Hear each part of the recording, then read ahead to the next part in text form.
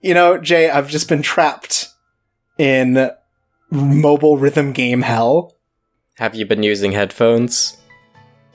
I have. It's for the best experience. Right. Well, then you're in mobile game heaven. Oh, because this is the best experience. It's true. So this is VOEZ, which, first of all, interesting because it has like an anime opening. Yeah, it's kind of got a storyline, I guess, sort of like the last one we did. Yeah, but this one puts it more at the forefront, I think. Like, it's definitely a lot more about the atmosphere. Right. But I think this game is Korean, so it's Korean-ame. Oh, okay. Well, then heck. But VOEZ, interesting enough, is available for iOS, Android, and the Nintendo Switch. Yeah. That's where I play it, mostly. And that's a touchscreen only thing, right? Right. You can't play it on the TV. After playing it, I could not imagine a situation where you could play it on the TV. You'd have to use, like, the PlayStation TV, like, you click in the sticks and then it's like you're touching it. Right. But yeah, VOEZ is pretty cool on the Switch. It's free on mobile devices, right? Yeah, it's free, and then there's a little bit of, like, gating that you can pay for and stuff, but... On Switch, it's $25, but it comes with all the songs. Okay, and we'll go into a little bit of the monetization stuff as we get into it. Oh, okay. One thing I really like about VOEZ is that it doesn't actually keep any data on your phone. It's all in the cloud, so you don't save any songs. It's just like progress and stuff on the side, so it's very efficient size-wise. It is a little unfortunate for people who have to, like, play this on a commute because they have to have internet access or 3G access. Yeah. But it's still really nice to not take up so much space because a lot of other mobile games like this are, hundreds of megs big because they're holding these uncompressed music files. Right, but also if you were, like, playing this on, like, the subway or something, people would call you a nerd, so you shouldn't do that anyway. Yeah, probably. So, the way the monetization works is, like, there are songs where you have to watch ads before them to play them, and ones that are, like, limited time, so they'll, like, every day or so a few of them will be replaced. Oh, that's really interesting. And then there are these song packs where it's, like, a particular genre or a particular artist, and you buy them in bulk.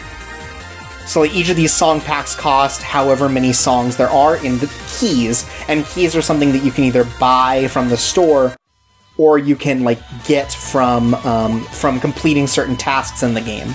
Oh wow, so you can really do a lot without having to buy anything. Yeah, you don't have to buy anything, and they give you the opportunity to unlock songs anyways.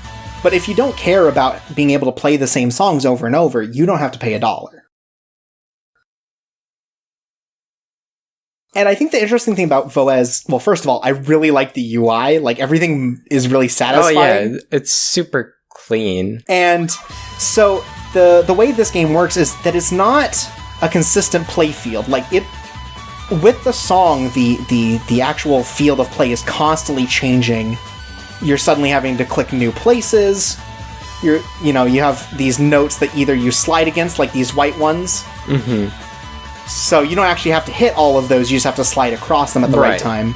And the blue ones where you swipe in one direction, and that usually is attached to a change in the playfield, which is super cool.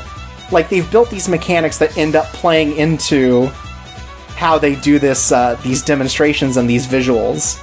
So I'm gonna give you a little VOEZ tip. Whenever you see those white ones, like just the little dots, you can just put your fingers on all the lanes that they're on, and you don't have to move your fingers around. That is a potentially good idea, unless you're like me and you're playing on a phone where it's a very tiny screen. But I think it's really cool the way that, like, it's... First of all, you can't fail, which is nice. Like, you just get a bad grade on any song. Right. And, like, it's just a satisfying, good game where, like, you don't have to, like... Oh, you don't have to know where all the buttons are, you just have to follow the visuals as they go along. Like, sometimes you're only going to have one lane where you're hitting stuff, and sometimes it breaks out more. Like, it's maybe not as pure as other rhythm games because it's not as consistent, but, like, there's a big goofy smile on my face as I watch, like, the first time I play a new song, and the way it plays with the different lanes and stuff. Yeah, and, like, the way the colors change and stuff. It's really great. Yeah, and what's good is it's unique for each difficulty. Mm-hmm.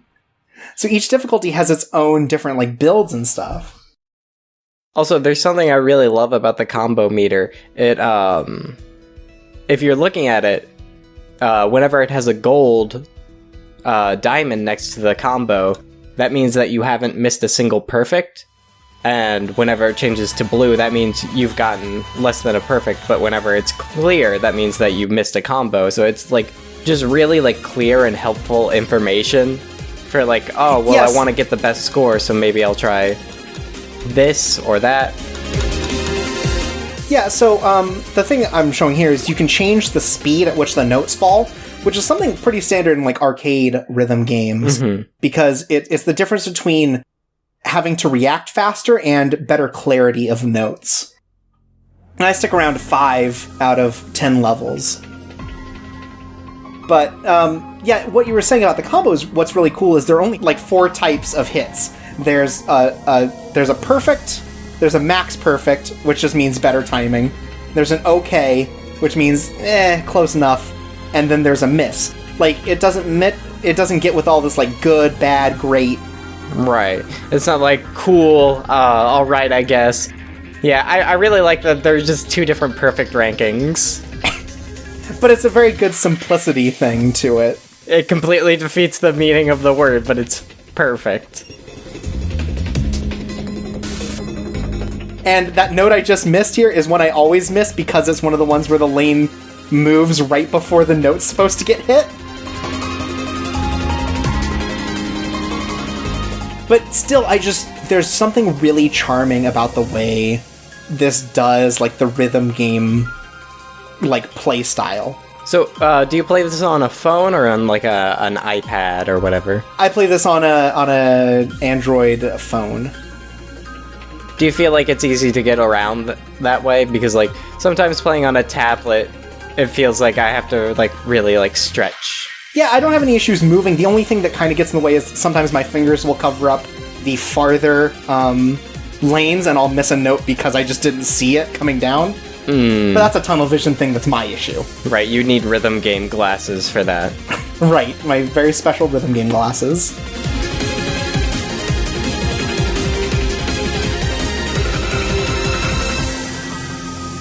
But yeah, the way that the actual game mechanics play into the visualization stuff is... I absolutely adore that.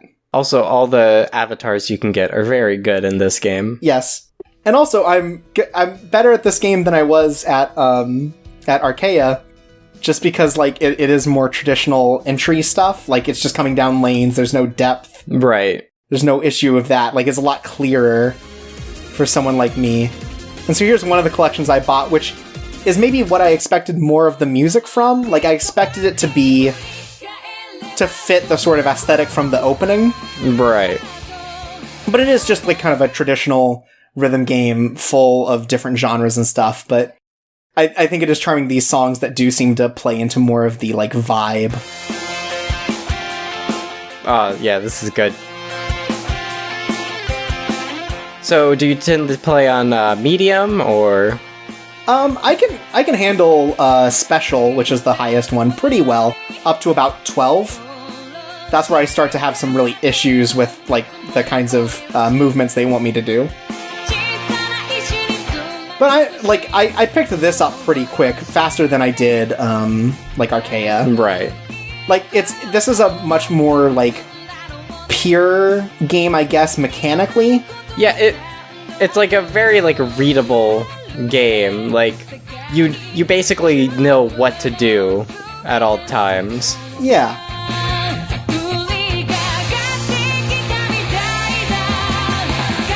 And the difficulty is just in the way that they combine these notes and expect you to do these movements on different fingers, and it's cool. And I just can't overstate how much I love the visualization stuff. Yeah, it's great design. It's simplistic, but it really, like, especially when you're playing, like, whenever you do a swipe and then like a bunch more lanes appear, like that just feels really good. Yeah, and like seeing like the lanes move and the notes move with them, like you have to be paying attention you have to be really paying attention to what's going on. Like, it feels like you're doing all of this, even though, like, clearly it's just, like, set up to be, like, with the rhythm of the song, but since you're playing with the rhythm of the song, it feels like you're moving all these things. It's a really good design. Yeah, there's nothing more satisfying, I feel like, in a rhythm game than just seeing stuff like this. Mm-hmm. And just the breadth of songs available, the ability to just unlock them whenever, or just, like, you know, play to whatever they decide is nice. Because there's just a huge variety of songs and styles and difficulties. Have there been any songs that you had, like, heard of before, or...? No. Okay. Yeah. Not for me. I haven't actually recognized an artist either. But if this is, in fact, like, Korean, I that could be why. Maybe.